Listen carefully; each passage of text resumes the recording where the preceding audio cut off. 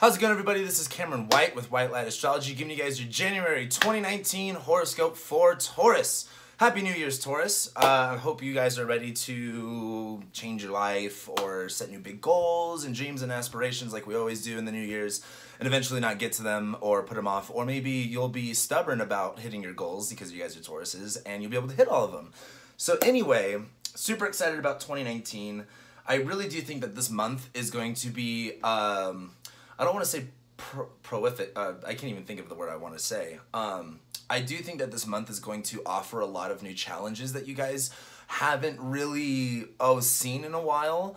And I do think that it's going to help you elevate to a bigger role that you want to be playing in your life. So I do think January is going to be a little bit more of a bigger deal than usual, but I do think that it's going to be building blocks and stepping stones for you guys to eventually get to where you want to be at a higher level.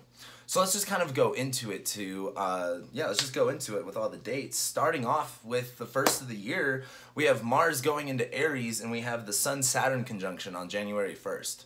So with Mars going into Aries, where Mars was in your guys' 11th house, and Pisces, where it was kind of like, you know, friends are here and there, you're looking to who you're associating with, who you're involving yourself with, you may be cutting off certain loose ends with friends, you may be trying to dive into other groups of other people, trying to explore that a little bit more. But as Mars goes into Aries in your 12th house, this is kind of interesting. Because Mars is ruled by Aries. Mars loves to be in Aries. Mars is hot and dry. Aries is hot and dry. He wants to accomplish. He wants to do. He wants to achieve. But the issue that we find is that Mars is in your 12th house. And the 12th house is kind of like this house between realms. It's kind of like, it's really weird. The 12th house, if you look at, if you go outside and you look at the sky, the 12th house is symbolic of like right above the eastern horizon. And it's known for things being, not too clear, hidden things that you don't always see. And that comes a lot from the symbology of the sun coming up, being rising in the morning and, everyone's waking up, it's a blinding light, everything's kind of changing. And so as Mars goes into your 12th house, where the 12th house has to do with the subconscious, your dreams, hidden enemies, foreign territory. The 12th house has a lot to do with issues. The 12th house has a lot to do with repressed and unacknowledged parts of yourself.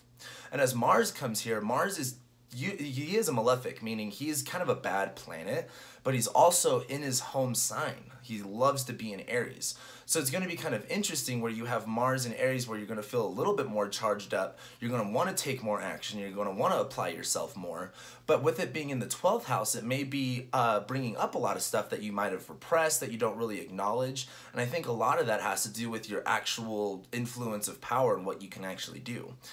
There's a big stereotype of like Tauruses being lazy and stuff like that.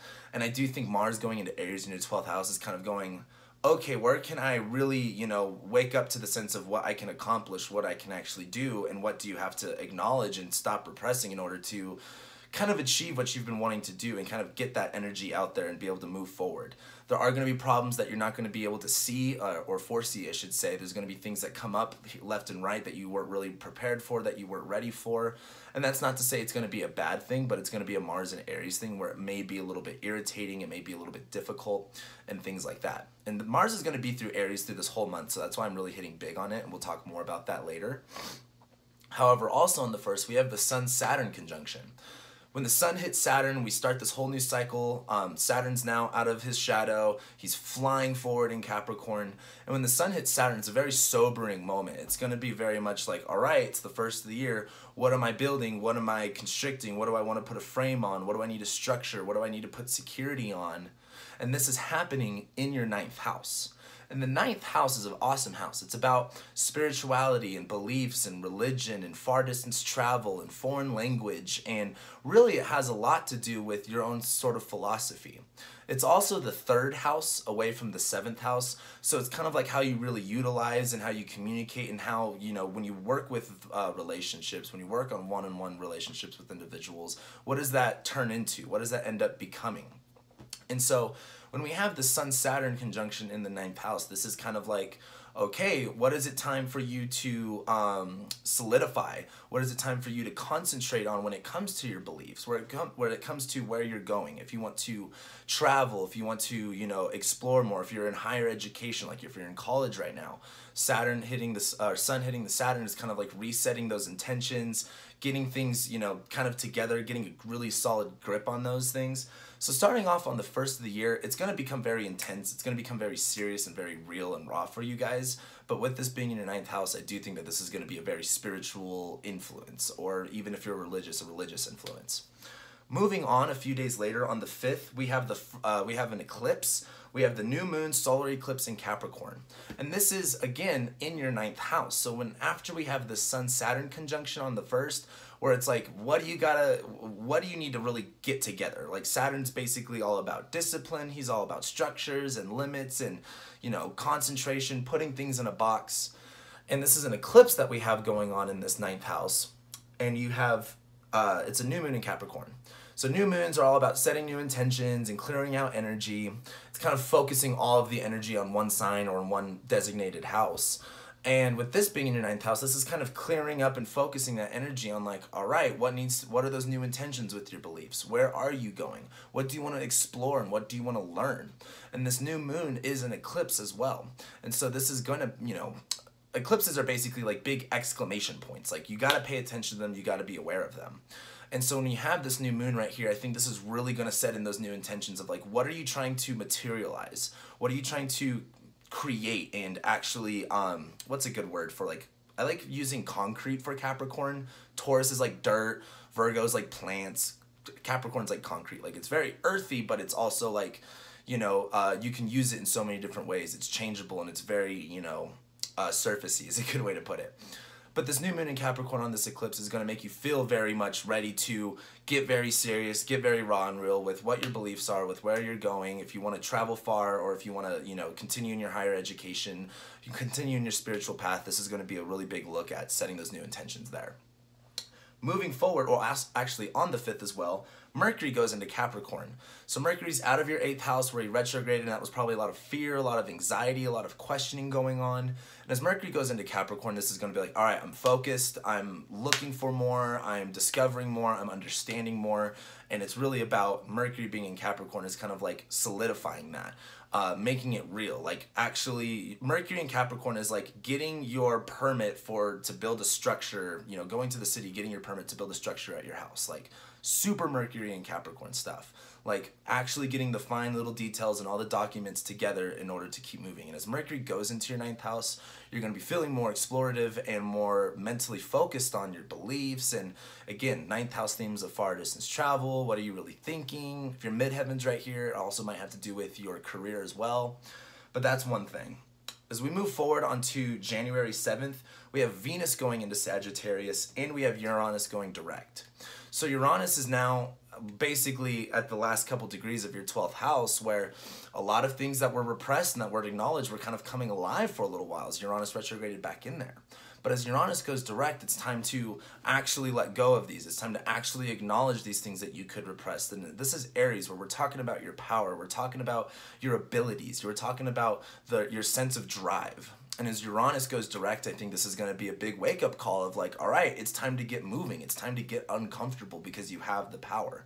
And especially as Venus enters Sagittarius on the same day, where Venus is going to be a lot more fun. Venus is really excited, but she is in your 8th house, where the 8th house is about, you know, death, taxes, inheritances, other people's resources. Has a lot to do with anxieties and fears. And as Venus goes through your 8th house in Sagittarius, it's going to make you feel like you're going to feel kind of like scared and nervous, but you're like, I need to do whatever it takes to get out of this situation.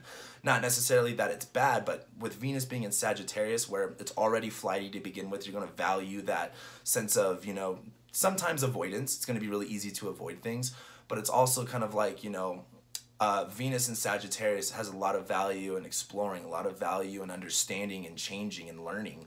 And as Venus is in your 8th house of transformation, of change, of death, of, you know, rebirth, I really do think that Venus going through this part of your chart is really going to help you kind of like get the energy to kind of fly forward out of this uncomfortable situation you might find yourself in.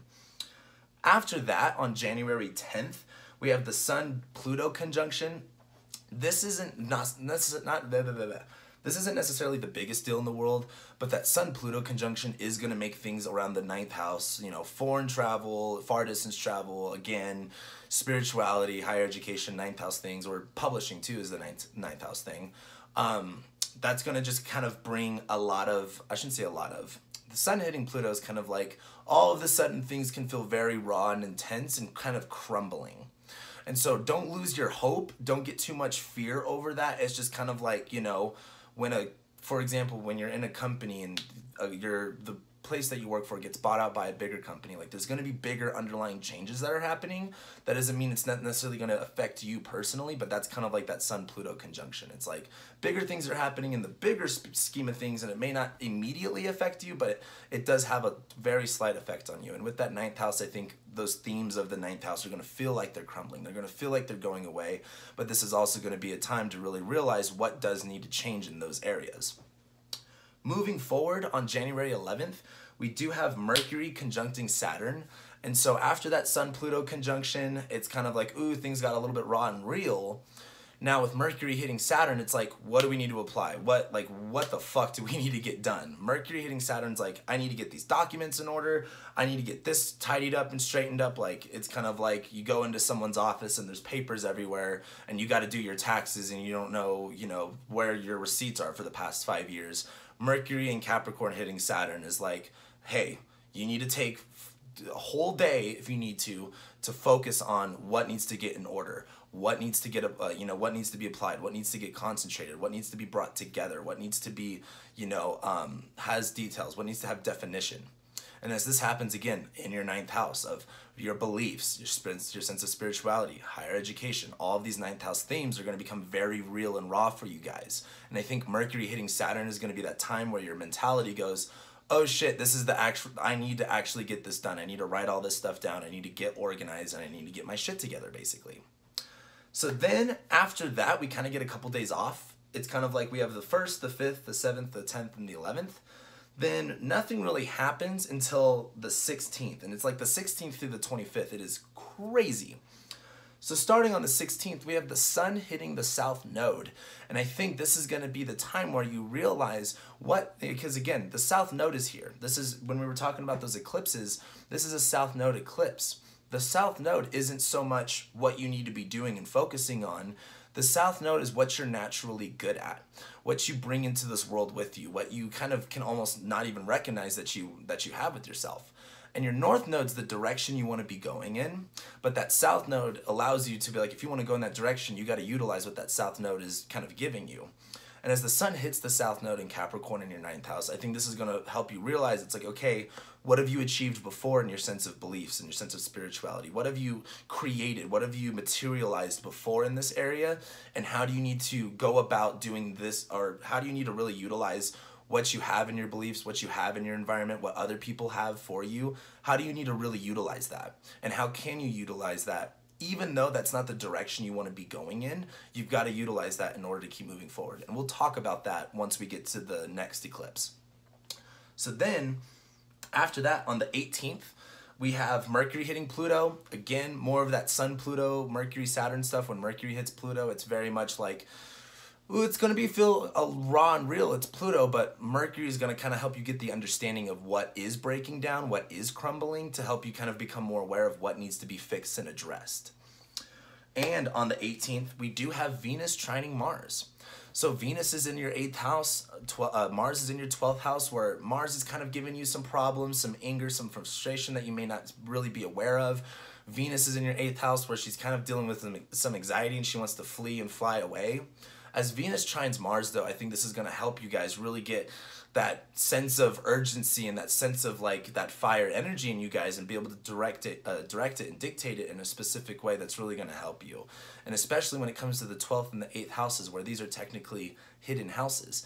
These aren't things that you always really see or that you really become aware of. And as Mars trines Venus, this is going to be definitely something positive in the sense, but I want you guys to take it with not necessarily a grain of salt, but Mars trining Venus is kind of like our values are in alignment with our actions, and we're starting to realize what we do value, valuing that change, valuing the journey. And as it trines Mars in Aries, where it's about accomplishment, it's about doing, you may be doing something that you never thought you could do before. And that's a really big deal. That's a huge fucking deal that you guys can actually do something that you never thought you could do before. So be really aware when Mars trines Venus. I think that is going to be really positive. But moving forward, January 20th, we have Mars squaring Saturn. We have a lot of, well, hold on. January 20th, write this down. There's a lot going on. We have the sun going into Aquarius. We have a full moon in Leo, which is also an eclipse. It's a total solar or total lunar eclipse. And we have Mars squaring Saturn, and we have Venus squaring Neptune. So it's a lot going on. And as the sun goes into Aquarius, into your 10th house, where the focus more becomes on the career type stuff, and we have this full moon in Leo, which is happening in your 4th house, and it is a total lunar eclipse. This is a big deal because it comes down to, what are you trying to represent? What are you trying to create in that area of your career and your public vocation and just in the public eye in general? What are you trying to express and really put out there and put together? Again, this is Aquarius. We're trying to put things together in weird, different ways. This full moon in Leo is happening in your 4th house, and it's a total lunar eclipse. What power and what energy do you need to center yourself on? With the 4th house for you guys, with that being ruled by Leo, where Leo's all about confidence, love, being proud, being able to give that energy, being a leader, that 4th house is where you kind of center yourself on. And that has a lot to do with, your family, your home life, and your private life. And this full moon is really going, hey, what do you need to become aware of in your home life and your family life and where you center yourself in order to bring all this stuff into your career, in order to make that change that you want to see and bring together the certain little parts of yourself that you're trying to bring together in order to create the bigger picture. Also, Mars is squaring Saturn. And this is going to be really difficult because you're going to want to make all these changes, but Mars is in your 12th house where it's like, trying to find that energy, trying to get that drive, and trying to channel it the right way. It's just kind of becoming hard. And as it squares Saturn in your 9th house, it's kind of like you're maybe feeling like you can't do it. You may be feeling like it's not going to be possible, like you don't know how to go about, whatever it is that you're trying to go about. And it may feel you don't have the resources. You may feel like you don't understand it enough, or you don't have the capabilities. But the biggest thing too is as Venus is going to be squaring Neptune. Neptune's in your guys' 11th house, and Venus is in your 8th house. I think this is also going to be a big time to really go, what is fear? Neptune in your 11th house is kind of like, a long story short, it kind of makes your friends a very spiritual yet blurry and confusing thing. And Venus is in your 8th house, where the 8th house is about other people's resources, and Venus is kind of doing good things in that area for you guys. As Venus squares Neptune, though, it's kind of like, what about other people's resources do you need to value? What do other people have to bring to you? What do you have to share? And it's going to make you get out of your comfort zone, for sure. But with Mars squaring Saturn, you can't let yourself be limited in your beliefs like that. It may feel very challenging. It's going to be very hard to push forward and to try to accomplish and to achieve. But also with this sun going into Aquarius and this full moon in Leo, it's really about going, not necessarily, can you do it? It's about, do you believe you can do it? And how do you feel about that? What energy do you have to, bring out of you in order to feel that power, in order to feel that confidence, and in order to feel that capability? And so I do think this full moon, this total lunar eclipse is going to be pretty wild for you guys. And it's just going to be the time to really see how fear works in your life and understand it, be aware of it, but not be scared of it. Don't let that hold you back and to keep moving forward. So then the next couple days on January 21st, we have Venus conjuncting Jupiter. Hallelujah. That's in your 8th house. That's inheritances. That's random money coming from you. That's, taxes. If you did your taxes already and they're like, well, we're giving you more money than you thought you were going to get. Venus conjuncting Jupiter in your 8th house is dope as hell. However, it can also be a lot of anxiety. It's like Venus and Jupiter are like in Sagittarius, where they just want to give you everything. And it's in your 8th house of deaths, transformation, inheritances, government, taxes. Like, it's going to be a little bit overwhelming, but it is going to be positive at the end of the day. Also on January 21st, Mercury hits the south node at like 26 degrees Capricorn. And as Mercury hits the south node in your 9th house, this is where we were talking about the sun being on your south node. What do you need to understand about your past in order to move forward? What do you already have that you're good at? Mercury hitting your south node is like, okay, let's really understand what I am good at, what I do bring to the table, what I'm naturally good at, or what I've done in my past in order to help you move forward. This is going to be like looking backwards in, your travels, looking backwards in your, your education, looking backwards in your belief system. It is going to be a really big deal for you guys having Mercury hit the South Node. But after that, we only have a few other things. On January 23rd, Mercury goes into Aquarius, where it's in your 10th house. You could focus a little bit more on your career and your public image and what's kind of going on the big areas of your life. And then on January 25th, Mars trines Jupiter. So as Mars is going through your 12th house in Aries, where it's easy to repress things, it's hard to bring things up, but you've got this energy there, and it trines Jupiter in the 8th house, this is going to be that time where Jupiter, wanting to bring you inheritances, wanting to bring you, other people that are going to be resourceful to you. Mars trining Jupiter is kind of like, you got to wake up to be like, hey, you've got the power and the influence to really have other people help you. You just need to be aware of being able to take the action on it. Just because you see the opportunity doesn't mean it's going to be there forever. You got to see the opportunity and take initiative on it. So that's going to be a big deal. And then the last thing is Mercury conjuncts the Sun, and we have the Mercury Sun cazimi on January 29th. And this is in your 10th house. This is in Aquarius. This is okay, putting all of the little pieces together and understanding all of the little pieces that are going to be needed to bring everything together in the sense of your career, for your public image, for what you're doing with your work, or what you're just kind of the 10th house isn't just your career or public vocation, it's the public eye. It's kind of like how everything looks on the outside. So as Mercury hits the Sun and goes cazimi, this is going to be taking all those little pieces that you've, of everything, basically everything, and finding a way to put them all together in order to continue on a path that you want to, especially with something new in your career, something to advance yourself in your career, or anything of your 10th house. So with that being said, January is going to be interesting for you guys, but I really do think it's going to be an advantageous time to really do more with your education, do more with your beliefs, and get out of your comfort zone. And with that being said, that's what I got for you guys. So thank you guys so much for liking and watching and commenting and subscribing and sharing and being my friend and being here with me. I love you guys so much, and I'll see you guys next month.